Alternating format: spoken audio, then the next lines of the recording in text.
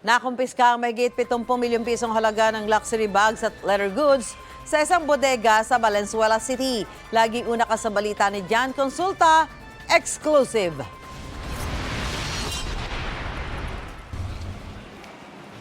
Bit-bit ang search warrant. Pinasok ang mga tauhan ng NBI-NCR ang warehouse na ito sa Valenzuela City. Unang dumiretso ang head ng raiding team sa Chinese na namamahala sa warehouse. Kasong trademark infringement. So, ibig sabihin, counterfeit. Sa pag-iikot ng NBI sa warehouse, tumambad ang sangkaterbang counterfeit luxury bags at leather goods na nasa mga cabinet at mesa at meron ding mga nasa loob ng mga sako.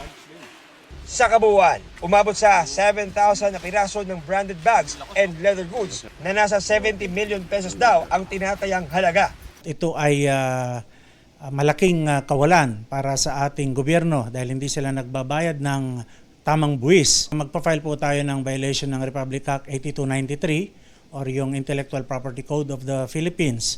Kinumpiska lahat ng mga peking produkto at sisirain kapag iniutos na ng korte para di na makabalik sa merkado. Ito ang unang balita. John Consulta para sa GMA Integrated News. Mauna ka sa mga balita, bisitahin at mag-subscribe sa GMA Integrated News sa YouTube. Sa mga kapuso abroad, samahan nyo kami sa GMA Pinoy TV at sa www.gmanews.tv.